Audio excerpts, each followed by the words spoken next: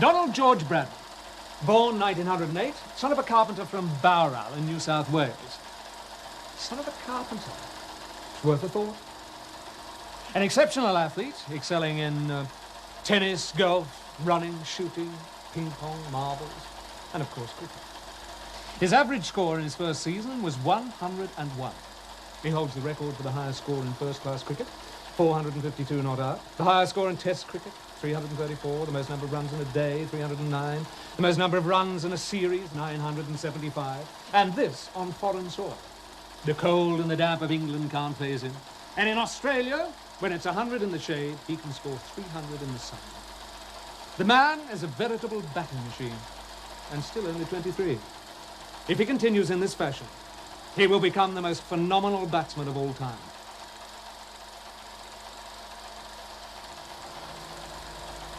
Imagine what history will say about the man who was able to defeat him. Yes, Percy.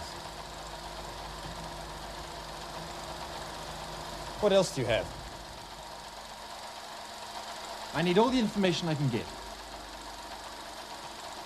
His batting averages on every type of wicket. I need to look at every time he's failed, see if there's a common element. We must find his weakness. Well, assuming he has one. What we must do first is talk to some bowlers. Fast bowlers. Was there no time you had him worried? No, Mr. Jardine. I bowled fastest and hardest I could at him, but he always had my measure. Well, a couple of our chaps did try bowling round the wicket, and his leg stump. Well, that kept down his runs. Bradman wouldn't have liked that. No, he didn't. Yes, he likes to make runs, doesn't he? Thank you, George. Apart from that, there was no other time we had him in the slightest amount of difficulty at all. Thank you, George. Perhaps if you spoke with someone who bowled at him more often. Larwood, for instance.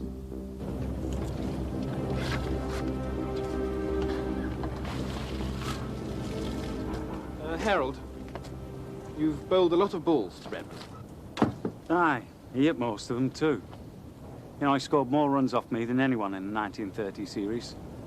He's a fair hand with the bat, all right. What about the Oval, the last test? Oh, I'd rather forget that. He scored 232.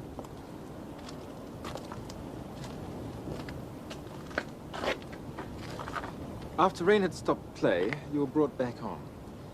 I got a bit of lift and thought for a moment I might have him. Yes, he went through for a suicide run to get off strike. Do you remember? Oh, with the end of a long day, we'd all had enough. His concentration had gone. Well, I thought that he was nervous. Well, I am fast, Mr. Jardine. Yes, I know, Harold.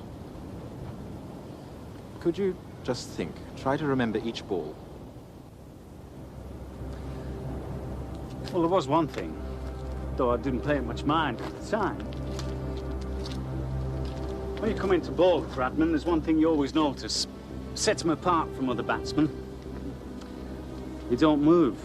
He stands perfectly still. Well, the fourth or fifth ball, last over, as I came in to deliver, I noticed him sort of moving, sort of... Edging away? I don't know. I thought I saw his feet move, but no one else noticed it. Did he do it again? No, after that, he went straight through for the run. Sorry, Mr. Jardine, it's not much, but it's the only time I sensed I had him in trouble. Thank you, Harold. That's it. Did you see it? What? Play it again.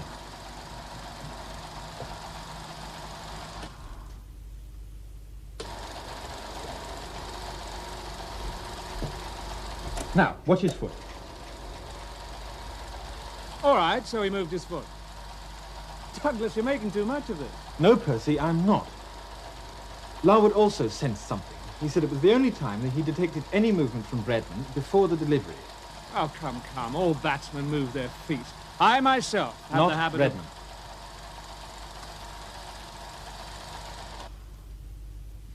All right, so he moved his foot. Oh, where does that get you? Come over here.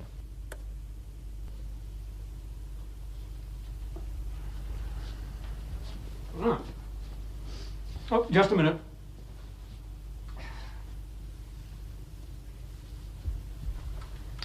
Ready? Now, the ball pitches short, and comes at you head high, how would you play it? Oh, surely it's obvious. Show me. Onto the back foot, play it defensively, or step inside the line and dispatch it for 4. Preferably 6. Fine. Now, watch this. Now watch his back foot. See? Now, you do the same thing. Well, Here comes the short-pitched ball. What stroke are you playing? a bloody awful one. How would you feel if you played a stroke like that to a head-high ball? Nervous? Precisely. It could be the ball to which Bradman doesn't have an answer. What I need are men who can bowl short, fast, and accurately. Ball after ball, hour after hour. Yes, fast bowlers. As many as I can get. Well, it may be what you'd like. It's not what the selectors are going to give you. We'll worry about the selectors later. Let's see the bowlers first. In Australia, the weather's hot, the grounds are hard, the ball loses its shine early and won't do what you want it to. If you want to be in my team, you will all have to be fitter than you've ever been, swifter than arrow from Tartar's bow, and twice as accurate. Bose, what do you think about that? All right, it's fine by me. I'm soon to be married. I could use the extra money. Bose? I just like cricket, Bradman.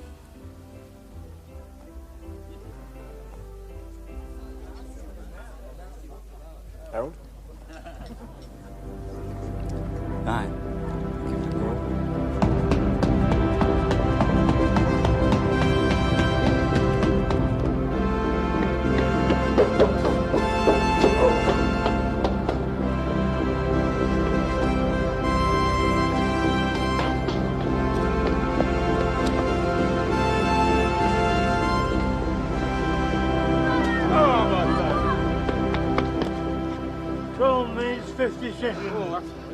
Bugger. That's 8 pints you've cost me. 3, 4, 5, 6, 7, 8, 9, 10, 11, 12, 13, 14, 15, 16.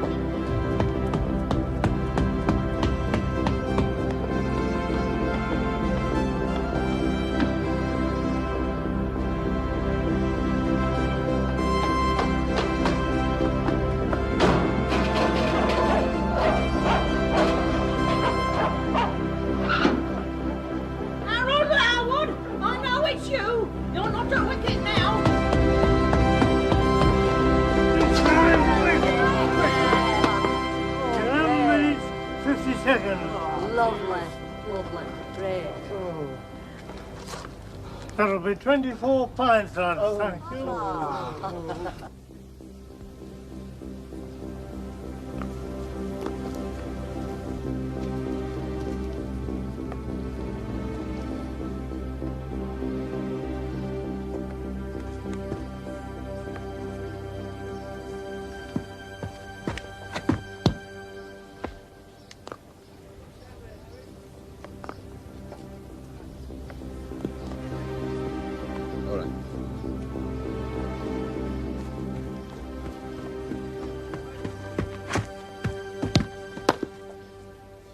A bit short, aren't they? Oh, just an experiment. Rather dangerous experiment, if you ask me. Someone might get hurt.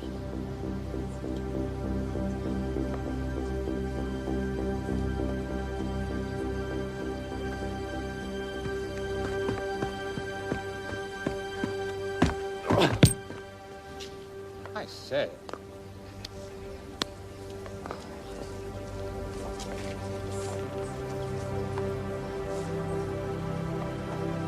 Well bowled, Harold. He's the fastest bowler on the face of the earth. Yes, but is he fast enough for Bradman? It is spin bowling which will beat Bradman, if anything will. Especially on Australian wickets. Nobody has used pace properly. Well, it's good that you're thinking broadly, old chap, but I think you're barking up the wrong tree. If I were you, I'd stick to my spin attack. So you believe that pace bowling is the solution to our Bradman problem? Yes, sir, I do. What does Plum think of your intentions? Well, he thinks I'm wrong. Yes, well, of course, he has been considering the evidence. Bradman has been dismissed more often by spin than by pace. It's an aberration. Pace has never been used consistently as part of an overall strategy. Well, tell me all about your strategy. That would be premature, but I do have particular requirements. Bradman is an unorthodox batsman. We must employ unorthodox tactics. Do you want me to talk to the selectors? Well, only should it become necessary. I merely wanted to inform you of the state of play. You'll learn quickly, Douglas. There are more games won off the field than on it.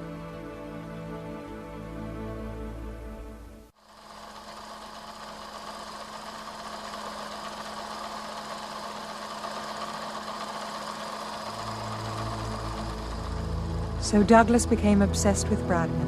While 12,000 miles away in Australia, the boy wonder had become more than a cricketing phenomenon. He was now a national celebrity, the first of a new breed of sporting heroes, his publicity value paying huge dividends for the hero of a nation. For Bradman, the price of fame was to be a clash with bureaucracy, which almost resulted in his giving up cricket, and Douglas Jardine losing the target of all his battle plans. The board will see you now, Mr. Bradman. Good morning, Don. Dr. Robertson? Do sit down. You know Mr. Jeames? Morning, Don. And Mr. Oxlade? Well, thank you for coming in, Don. The reason we've asked you along today is that we have a problem. This three-way contract you've signed, it includes writing for the newspaper. Yes. Yes. Well, I'm afraid that is in direct contravention of Control Board regulations. You see, Don, this clause that Dr. Robertson is referring to specifically states The gist of it is that no player is allowed to write for a paper if he's also playing in the test matches. Is it all right for me to do the sporting promotions? Oh, certainly. And to continue my radio broadcasts? There's nothing in the regulations about broadcasting. Even though I'll be commenting on the cricket. this regulation predates the introduction of the wireless. Now, let me get this straight. You're saying that I can promote sports goods and broadcast cricket comments on the wireless, but I can't write about it in the newspaper. That's correct, Don. Well, that is ludicrous. You must appreciate that we, as the watchdogs of Australian cricket, must ensure some order is maintained. Only players whose sole occupation is journalism are exempt from the ruling. And you must appreciate that I am not qualified for anything else. And I can't earn a living from playing cricket in Australia. My only alternative would be to take up the offer to play as a professional in England. Well, we wouldn't want that, Don. What other choice do I have? I will not renege on my contract.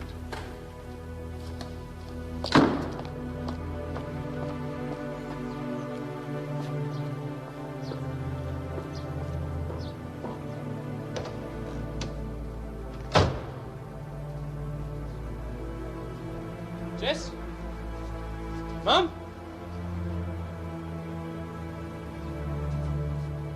Jessie? Come in. Jessie's trying on a wedding dress. Jess, I need a letter typed. Those galahs at the cricket board are making me jump through hoops. Well, you can't see me in my wedding dress. It's bad luck. We won't be long.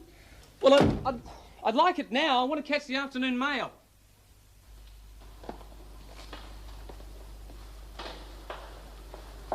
The mail, sir. Oh, thank you, Maud.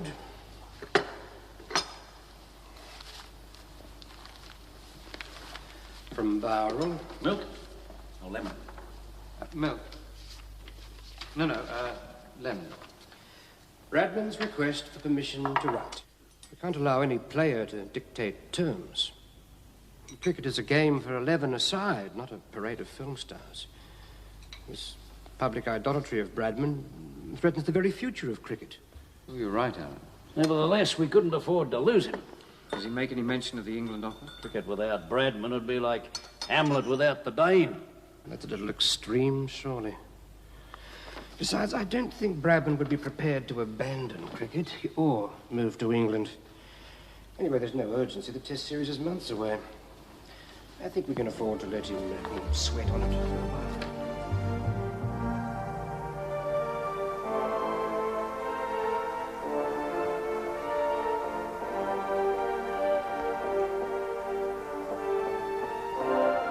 Well, I think we have it now. Listen to this.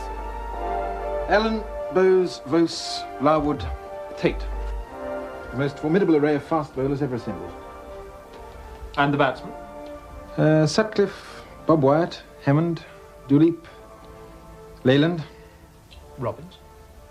I've been thinking of the Nawab of Pataudi. He's just come down from Oxford. Well, he's gone home to India. Yes, but I'm sure he'd love to come along with us on the tour. Play the Black Prince in the Antipodes. And you, Doug the joiner, shall play the Lawrence part. I hope here is a play fitted. Finalize the team? It's time to celebrate. Oh, I knew it was time for something. I have just the thing.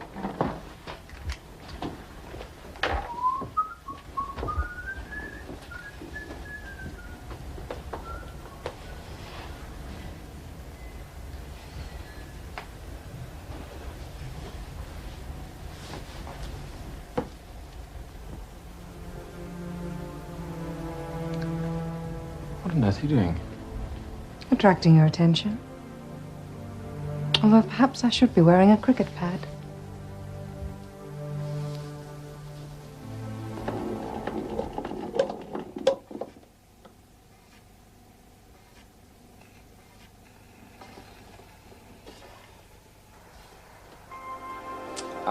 I noticed that there's a blank space on your dance card, Miss. There's a blank space in my life. Please?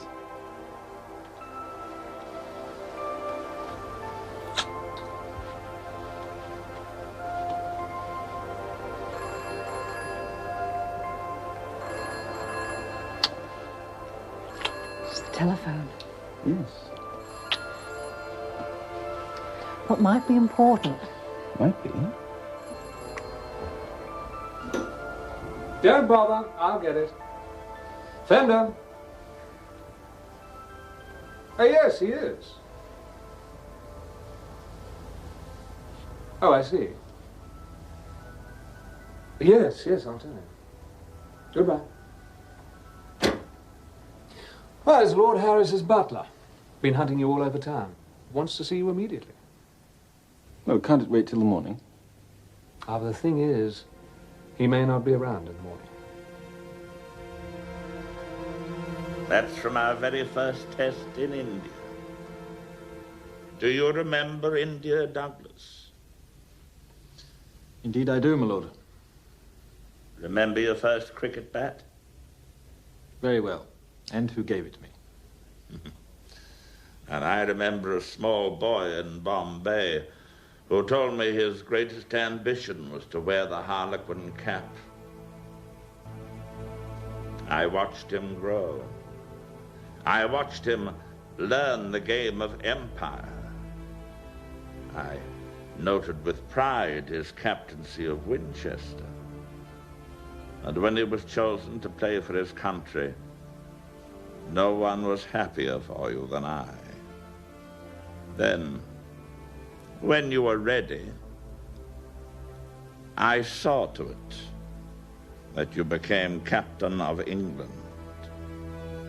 I recognized in you something that nobody else could see. I saw a man imbued with the courage of his convictions, a man who used justice when possible, severity, severity when necessary.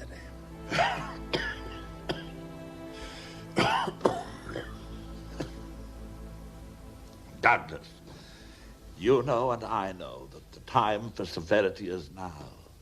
It'll bring England back to her rightful place of supremacy and the Ashes back where they belong. Now, you can do it. You are a man of vision. God knows there are too few of us left, but Douglas, don't falter. Don't let the selectors or the lords or anyone else obscure that vision. There are men who will oppose you, but they are weak men, mean men. They are frightened of your power. Now, be hard, be audacious. Toujours audace. Get out, get out.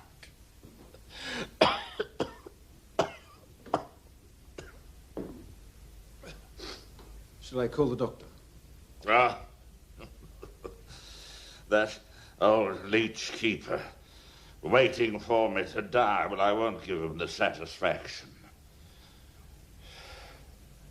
Not until you brought me back the ashes.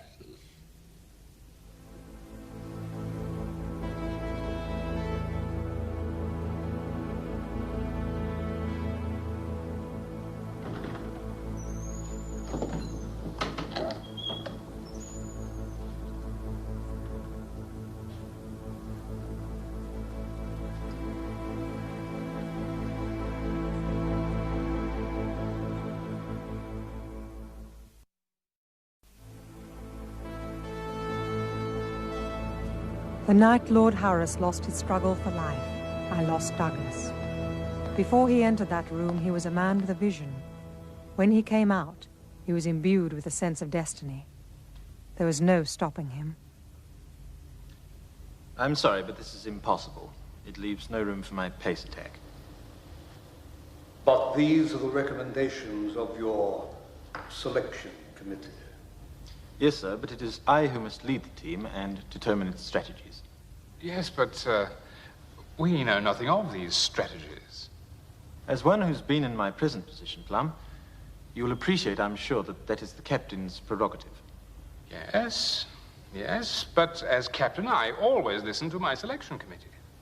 Are you saying you know better than Plum, than all of us? In this matter, sir, yes, I am. Well, I could never agree to this team of yours. I must support Plum. Either I lead my team, or I lead no team at all. You cannot dictate terms to the MCC. Well, in that case, my formal resignation will be in your hands tomorrow. Good morning, gentlemen. The Lords were caught on the horns of a dilemma. Perhaps Douglas could retrieve the ashes for them, but at what cost? So it was that Plum Warner found himself summoned by Lord Hawke to a meeting with the Secretary to the King, Sir Clive Wigram. His Majesty is quite fond of young Bradman. Of course, he would like to see the ashes back in England. It seems Jardine may be able to accomplish that. I can't help feeling... Well, with Jardine as captain, we may win the ashes, but we may also lose a dominion. We believe we have a remedy for that. If we send along a strong team manager... A man experienced in the rigors of touring cricket. And a man loved by the Australians. So Plum Warner became watchdog for the tour, and Douglas got his team.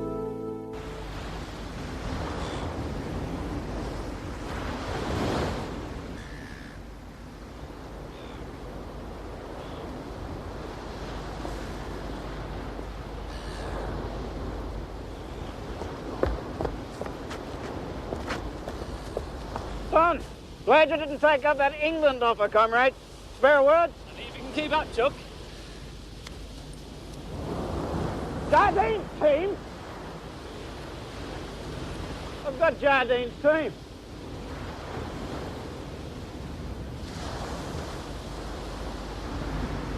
Back page.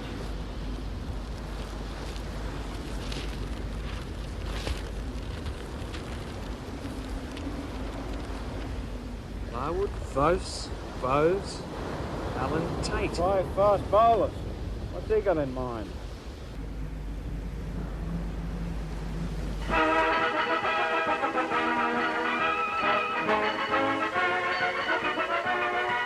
This is the Gaumont British News, presenting the homeland to the Dominion. The MCC team leaves England. Vice-Captain Bob Wyatt and Middlesex fast bowler Gubby Allen arrive at Southampton docks to be met by skipper Douglas Jardine and team manager Plum Warner. The MCC team is departing for Australia in an attempt to regain the Ashes lost in 1930.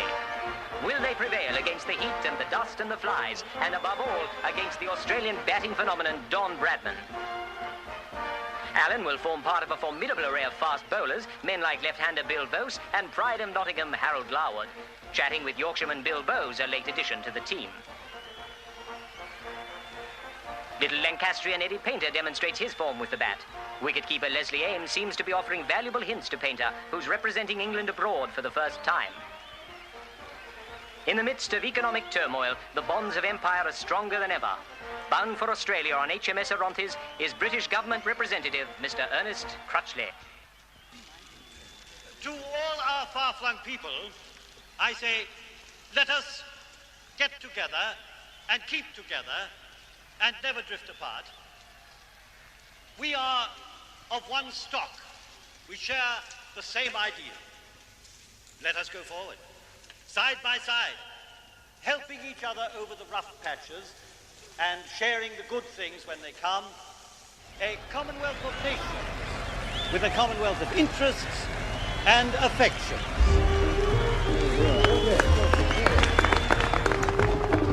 I still reckon you're good looking with those last three, you know. Come on, lads.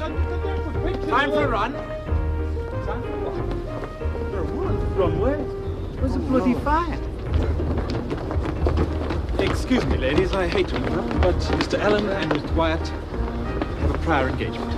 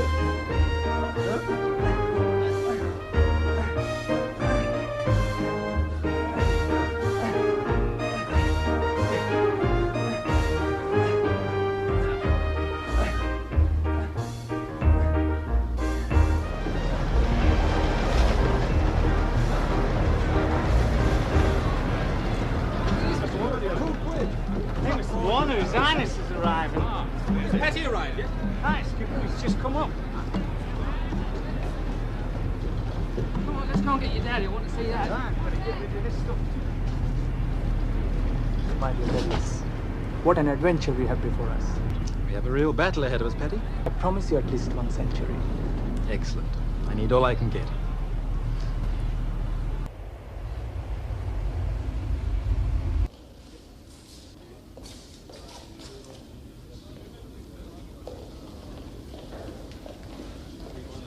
Douglas. Pardon us for interrupting you, but I felt we should have a little talk. Yes, certainly. About what? Strategy? Not yet. Douglas, I'm one of 5 fast bowlers. I wonder what part you see me playing.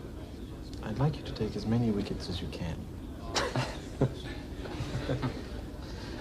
Good heavens, man. Gubby is one of your fast bowlers. Bob is your vice-captain, and I'm your team manager. Surely we have a right to know. Well, of course you have. But at the right time. I should have thought the right time is now. Plum, I am sorry. You simply must trust me. Well, it's time for the 4 o'clock run. See you later. Well, how goes it, boys? Well, Fine, Mr. Skipper. Jardine. Feeling fit, Bose? Aye, sir, like a racehorse before the Derby. You know what they're saying about us, boys? They say Bradman's got us licked. Ah, well, we'll see about that. They say if we can't beat them on the English pitches, what chance do we have on theirs? Ball faster, sir. Do you know what it's like in the Australian summer, Bose? The ground is hard, the pitch is slow, and kind to batsmen. And the Australian sun, well, Harold will tell you, you'll live to curse it. What is it you want of us, Skipper? I want you to bowl faster than you've ever done before, and more accurately. I will call upon you to do it hour after hour, day after day. and to curse not only the sun, but the name Jardine. My reward will be the ashes.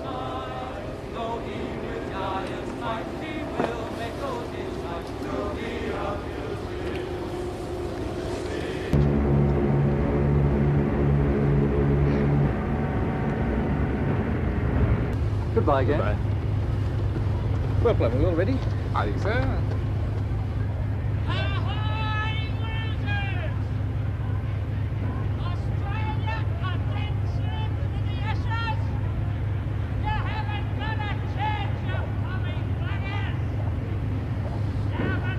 Oh, it's a local character, Ernest Jones.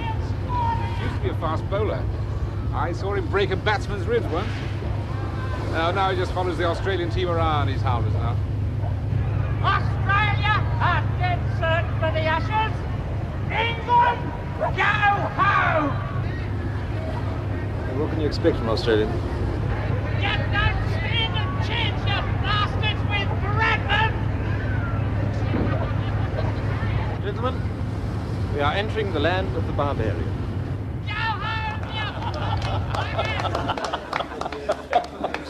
Joking aside, we of the Australian Cricket Board are proud to make the first gesture of welcome to the English team.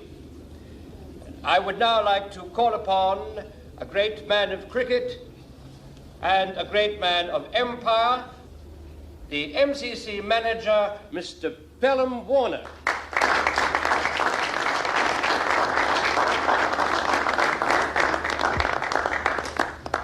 Thank you, Dr. Robertson, and members of the Australian Cricket Board for those kind words of welcome.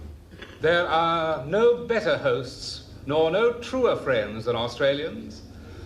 I admire your sterling character and have developed a healthy respect for your cricketers. You know, the very word cricket has become a synonym for all that is true and honest.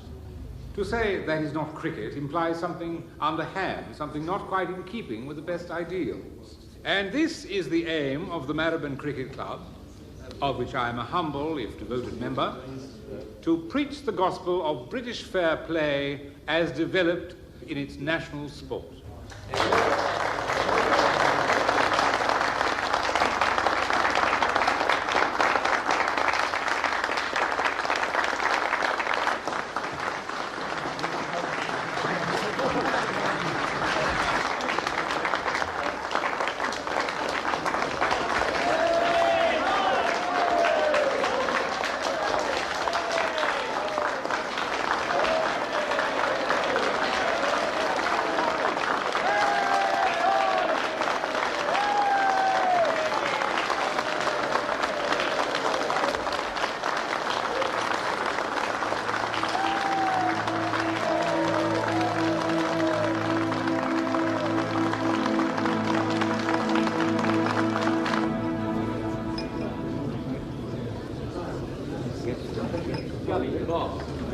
Jack Fingleton.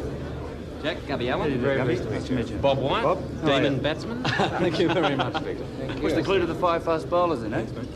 That's journey. Yes. Play a bit of cricket as well, of In his course. spare time. And drinking them. This is your first test against the MCC. That's like a pick. Well, then so we all. If you'll excuse me.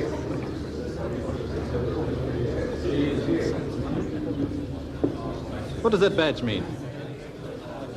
It's our cricket board, sir. They won't let Mr. Bradman play in the tests. I'm sorry? Mr. Bradman, sir. They won't let him play. Something wrong? It appears Mr. Bradman will not be playing in the series. Why on earth not? The Australian Cricket Board. The bureaucrats have struck again with the full force of their mediocrity. I beg your pardon? Clive Cooper, Associated Press. Bradman's writing for a newspaper, and the board doesn't think it's cricket. And what's he doing here? The board, in its wisdom, will permit him to play in all the preliminary matches, but not the test matches. Dr. Robertson, is this true? Yes, I'm afraid so. Oh, this is totally bizarre. I've travelled 12,000 miles to play against him. Surely you're here to play against an Australian 11, not just an individual. Yes, well, of course. You see, the board does have a very strict policy in this matter. We do not approve the selection of any player for any test side who was also writing on that particular test series. Is this decision irrevocable? Certainly not. It's entirely in Mr. Bradman's hands whether he plays or not. Well, what does he have to do? Well, simply promise not to write while he's playing in a test series. And have you discussed the matter with him? The board is shortly meeting with Mr. Bradman in Sydney. I trust we shall resolve the matter then. But, Alan, surely I don't have to remind you we're in the middle of a severe economic depression. People are reluctant to part with their money. And they certainly won't do so if they can't watch Bradman. The game is more important than the individual. If we allow ourselves to be dictated to by players, who knows where it will end. One-day matches for the convenience of the press. Later starting times to suit the radio stations. Giving it to Bradman could set an unhealthy precedent. Well, it'll be unhealthy if we lose money on this tour. And we will lose money if Bradman doesn't play. More to the point, we'll lose the test series if Bradman doesn't play. It isn't whether we win or lose. Of course it's whether we win or lose. The Australian public doesn't want to see the English going home with the Ashes.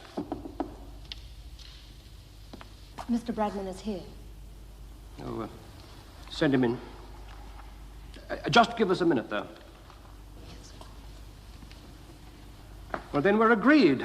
We can't back down. Alan, before you... Aubrey, leave it to me.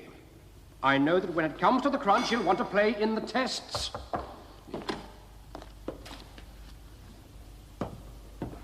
Morning, Don. Dr. Robertson. Come in. Take a seat. Thank you.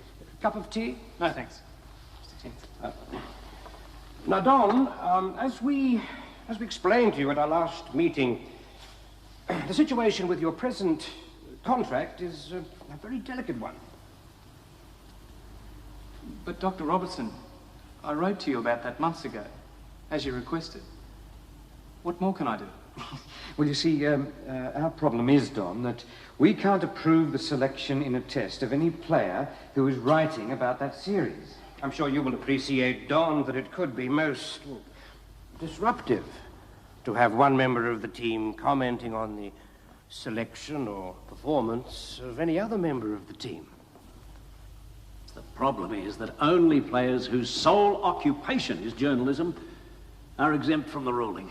Yes, and in your case, you're also promoting sporting goods and broadcasting on the wireless. Well, that makes 3 occupations. I have a 3-way contract, part of which involves writing for the newspaper. It is a contract which I must honour. If that means giving up cricket, then I will give up cricket. No, Don. Surely you can reconsider. No, I came here today to ask the board to reconsider. It seems that I have failed.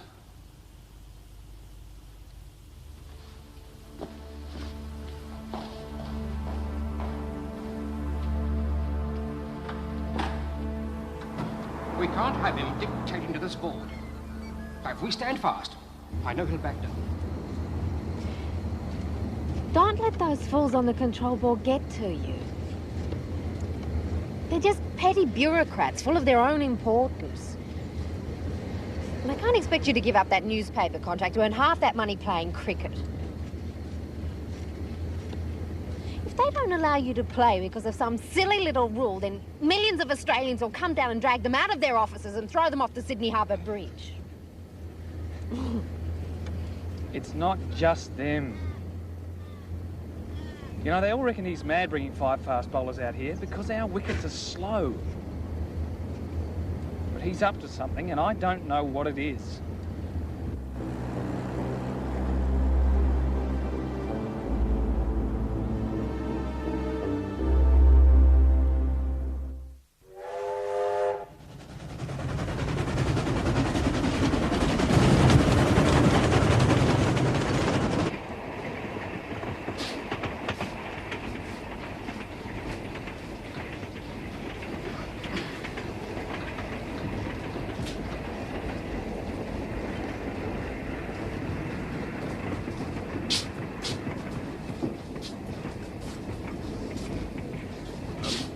We were wondering if we could have a chat with you, Skipper. It's about tactics for the tests. Yes? It's just that all this training on ship and the occasional remarks you've made to some of us. Well, we don't know how it is we're supposed to play. Well, you're supposed to play the way you're told to. That's what I brought you here for. Told you? Aye, well, that's what we want to do, Skipper, but we'd like to know how and why. Why? Because I bloody well say so, that's why. If you don't like it, you can take the next boat back to England. Told you to say that. Well, I hardly think that can be right, Skipper. I mean, a man deserves to know what's expected of him, else how can he do his best as a bowler? Is that the way you feel as well, Bose? Aye, I'm with the lads. You, Harold? Mr. Jardine, I know you stuck up for me when others were against me. And I'm grateful to you for that. You know, I'd do anything you asked me to do on a cricket field.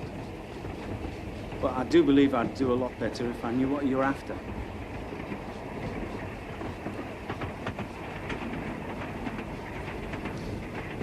Very well. Sit down, all of you. Come along.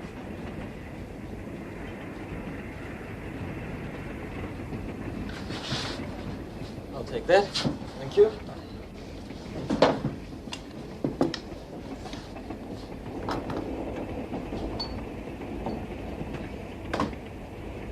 you. Now, thus far, I've impressed upon you all the importance of accuracy. We must be systematic. We must concentrate our attack on one side of the wicket. Now look here. Here's the wicket. Batsman. Bowler. I believe we should attack the leg side. I shall back you up by placing a field something like this.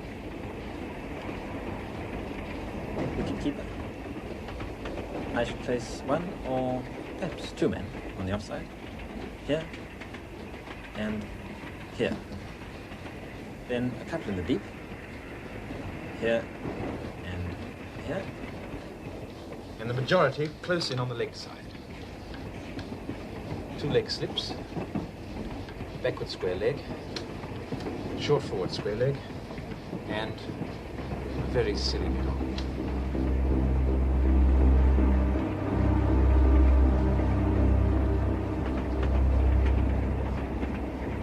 Well, that's old-fashioned leg theory. Ah, well, always keeps the runs down. I don't just want to stop them scoring. I want to get them out. That's why you must be accurate. I want to bowl short and to make the ball rise up at the batsman. If he hooks, he risks being caught in the deep. If he defends, he risks popping a catch up to the leg track. And if he doesn't defend, he risks getting hit. Precisely. And no batsman likes being hit, especially Brad. Harold, you remember the Oval in 1930? Aye, but we scored 232. Ah, but you unsettled. Now we must pull out all the stops. I want you to all bowl this form of leg theory at the trial match in Melbourne. Right. Sounds good to me. Short and fast. And accurate. Let's keep this to ourselves. Mr. Owen, I'll talk to Gabby. I don't want you discussing this with anyone. I want this to come as a surprise to Mr. Brent.